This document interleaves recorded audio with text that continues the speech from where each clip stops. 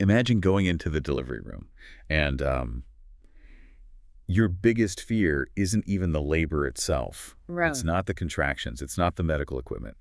Your biggest fear is this silent, invisible skin condition that, well, society just refuses to talk about. Which is incredibly isolating. It really is a Yeah. condition you've been hiding. So Mhm. today, we are pulling a heavily stigmatized, frankly, wildly misunderstood diagnostic landscape completely out of the shadows. It is so needed. Yeah, we're taking a deep dive into lichen sclerosus, often called LS, and specifically we're looking at how it collides with the journey of having a baby. And it is the absolute definition of a medical taboo. I mean, primarily because of where it occurs, right? Yeah. The vulva and the perineum. Exactly. But the silence around it leaves thousands of women navigating this intense, sleep-disrupting itching, severe tissue scarring, Mhm. and just debilitating anxiety completely on their own, especially when they start thinking about starting a family. Right, which is why we want to give you a clear, comprehensive roadmap today.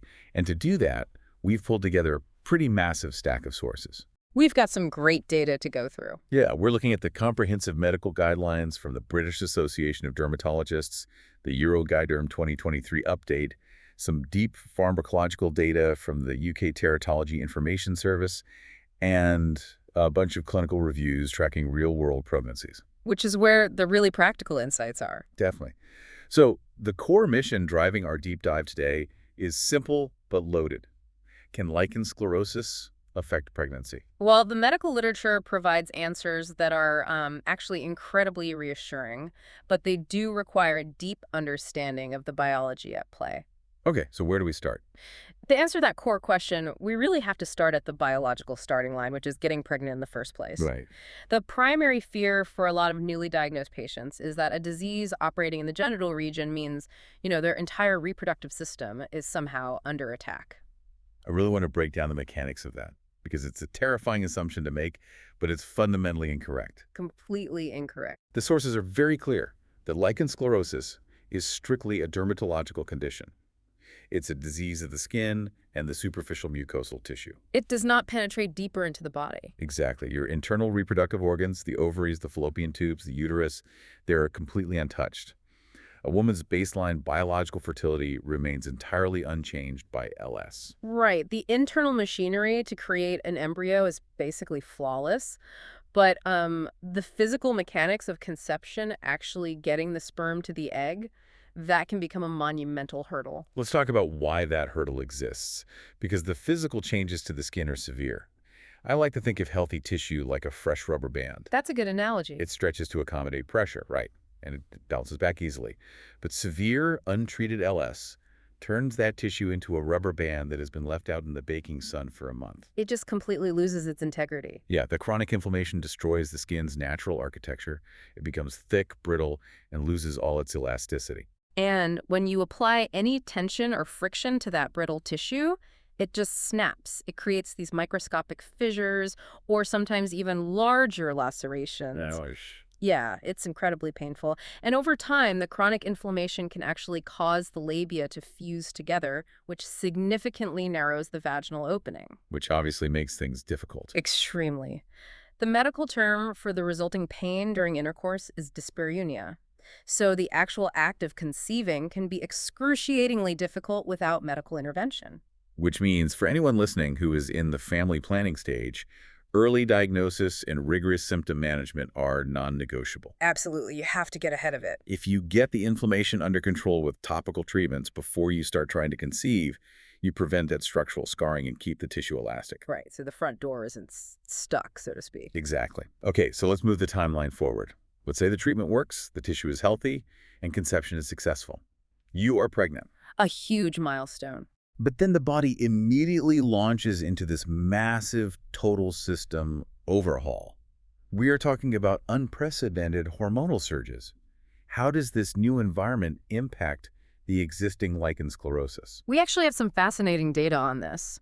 Researchers tracked 85 pregnant women with LS in a highly detailed study to see exactly how their symptoms responded to the 9 months of gestation. Okay, what did they find? Well, out of those 85 women, 65 had perfectly stable symptoms throughout their entire pregnancy. Another 12 women actually saw their LS symptoms improve. Nice, really? Yes. Only 7 experienced a worsening of that condition. I have to push back on those numbers a bit because the underlying logic feels kind of contradictory to me. How so? Well, we know that LS is highly sensitive to hormones, right? Like a drop in estrogen during menopause is a notorious trigger for LS to flare up. That is true. And pregnancy brings this massive, unprecedented surge in estrogen and progesterone. So wouldn't that massive hormonal roller coaster just throw the condition into overdrive? Why does it usually stay stable or even retreat? That is a great question. The key to understanding this isn't just the hormones, it's the immunology of pregnancy. Okay, explain that. Pregnancy induces a highly unique immunological state. A fetus is, genetically speaking, half foreign to the mother's body because of the paternal DNA. Right, it's like a tiny invader. Exactly. Mhm. Under normal circumstances, the mother's immune system would identify those foreign antigens and attack them. So to prevent that, the maternal immune system heavily modulates itself. It sort of turns down the dial. Yes, it enforces a systemic dampening of certain immune responses just to tolerate the growing baby. Oh, wow. And because lichen sclerosus has strong autoimmune links, where the immune system mistakenly attacks the skin cells, that systemic dampening accidentally quiets down the LS too. Precisely. The body essentially calls a 9-month ceasefire. Now, it is important to note that pregnancy does not cure LS, and the shifting hormonal environment can act as a trigger for a small minority. Like those 7 women in this study. Right. But another clinical review of 33 pregnancies really corroborated the larger trend. The patient's need for steroid treatments remain identical to their pre-pregnancy baseline. So the condition rarely hijacks the pregnancy. Exactly. It just kind of rides along. But what if you fall into that small percentage whose symptoms do flare up? What if the intense itching and burning come back? That is where things get complicated for a lot of patients. Yeah, this brings us to a pervasive fear highlighted across all our sources, the treatment dilemma. Patients are universally terrified of using strong medications while pregnant. The fear of harming fetal development is just a massive psychological barrier. It is entirely understandable. Huh. I mean, you're told to avoid deli meats, limit your coffee, skip the sushi. You're second-guessing everything you consume. Right. So when a dermatologist hands you a tube of an ultra-potent topical corticosteroid, which is the absolute gold standard for treating LS, panic sets in. And many stop using it. The sources explicitly note that pregnant women frequently discontinue their treatment because they are terrified the steroid will cross the placenta. I dug into the hard science on this, looking at the UK Teratology Information Service data and the studies in JAMA Dermatology. And what did the data actually reveal about the safety profile? It definitively busts the myth that these creams are dangerous. Ultra-potent topical corticosteroids, like clobetasol propionate or mometasone furoate, are remarkably safe during pregnancy when used as directed. That is such an important message to get out there. The study shows 0 increased risk of miscarriage, 0 increased risk of preterm delivery, and 0 increased risk of birth defects like orofacial clefts. And the mechanism behind that safety is really vital to understand. It all comes down to surface area and systemic absorption. How much is actually getting into the blood? Exactly. You are applying a pea-sized amount of a topical ointment to a very localized area of the vulva. The medication acts locally on the skin cells to halt the inflammatory response right there. So it's not flooding the whole system. No, the amount of the active steroid that actually penetrates deep enough to enter your general bloodstream and subsequently cross the placental barrier is incredibly minute. I do want to highlight one crucial caveat in the UKTIS data, though, because transparency is key. They did identify a slight risk of low birth weight, But there's a major condition attached to that finding. a massive numerical threshold. The risk only materialized if the mother used more than 300 grams of the ultra-potent cream over the course of the pregnancy. Which is an enormous amount. I did the math on this to put it in perspective. A standard prescription tube of this steroid ointment is 30 grams. To hit that 300-gram danger zone, you would have to empty 10 entire tubes in 9 months. Yeah, if a patient is burning through 10 tubes, the condition is severely unmanaged. They are likely applying it far too frequently or just spreading it over an unnecessarily large surface area. Right, so the cream itself isn't the villain here. Not at all. The true danger is abandoning the medication out of fear. Halting treatment allows the inflammation to return, which accelerates the tissue scarring. And that sets the patient up for severe physical complications right when they need their body to be as flexible as possible. Exactly, which brings us to the delivery room. Yes, the crescendo of anxiety for these patients. The 9 months are over, and now a baby has to physically pass through tissue that has a history of trauma. It is a very valid source of anxiety. Let me play devil's advocate here, because if you search the internet forums, the consensus is terrifying. People think that if LS causes the skin to become rigid, thick, and prone to fissuring, surely a vaginal delivery would just shatter that tissue. That's the common fear, yes. Does an LS diagnosis automatically lock you into a cesarean section? Dismantling that specific myth is perhaps the most important takeaway from all the clinical data we looked at. Having lichen sclerosus absolutely does not mandate an automatic C-section. Okay, that's huge. Let's revisit that review of 33 pregnancies we discussed earlier. Out of those 33 women, a staggering 82% had spontaneous vaginal births. Wait, 82%? That is a massive majority. It is. The C-sections that did occur in that cohort were performed for standard obstetric reasons like fetal distress or labor simply failing to progress. So not because of the skin condition. Right. Only one single C-section was performed specifically because of severe unmanaged LS scarring. And crucially, that was in a patient who had been entirely non-compliant with her steroid treatment leading up to the birth. So if you manage it, you're usually fine. But even with that high success rate, the fear of severe tearing is still there.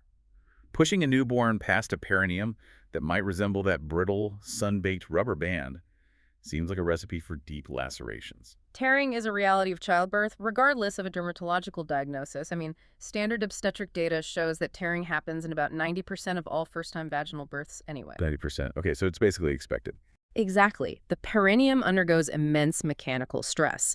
Now, LS skin is inherently more fragile, so recovery might require a slower, more deliberate approach, but it does not preclude a vaginal birth. Good to know. However, there is a very specific medical phenomenon that patients and doctors need to monitor during the healing process. You are talking about Koebnerization. I found this absolutely fascinating in the sources. And it really is. The Koebner phenomenon, named after a 19th century dermatologist, Heinrich Koebner, is when a skin disease develops in an area of the skin that has experienced physical trauma. Even if that specific spot was completely healthy before. Yes, exactly. How does a physical cut magically summon an autoimmune disease? Let's say a doctor performs an episiotomy to widen the opening, or a natural tear occurs. Why would the LS decide to just move into the new scar? It comes down to the biology of wound healing. When tissue is cut or torn, the body initiates this massive inflammatory cascade to heal the injury. It sends in the troops. Right. It rushes white blood cells and lymphocytes to the area to prevent infection and rebuild tissue. But in a patient with an autoimmune condition like LS, those recruited immune cells are fundamentally flawed. Oh, because they're already primed to attack the skin. Exactly. The physical trauma acts as a beacon, drawing the misfiring immune cells directly into the fresh wound. And there, they set up shop and form new LS lesions right inside the healing scar. That is wild. So to prevent that kind of trauma in the first place, the Euroguiderm guidelines heavily emphasize antenatal perineal massage. It is a very effective strategy. I want to explain how this actually works mechanically. You aren't just rubbing the skin, right? You are applying repetitive mechanical stress in the weeks leading up to the birth. Yes, it's almost like physical therapy for the tissue. Right. This manual stretching increases local blood flow and physically stimulates collagen remodeling. You're basically manually training the tissue to accommodate stretching. Coaxing that brittle rubber band into something far more pliable. Yeah, exactly. But eventually, the baby arrives. You survive the delivery room, the mother heads home, and we enter the postpartum phase. Which is arguably the most vulnerable phase for disease management. It really is. This is where a shockingly high number of patients stumble. The numbers drop off a cliff here. Treatment compliance falls from an impressive 76% during the pregnancy down to just 60% after the baby is born. It's a huge drop. Why the sudden drop? I mean, does the medication lose its efficacy? Or is this purely the environmental chaos of bringing a newborn home? It is the absolute chaos of early parenthood colliding with a major biological shift. Remember that 9-month immunological ceasefire we discussed? Yeah. The moment the baby is delivered, that ceasefire ends. The maternal immune system reboots, estrogen levels plummet. A total hormonal crash. Exactly. You have physical trauma from the delivery, sleep deprivation, and relentless feeding cycles. When you are surviving on Fraxit sleep, maintaining a specialized topical ointment routine drops to the very bottom of the priority list. And you remove the protective medication precisely when the body is experiencing a massive inflammatory rebound.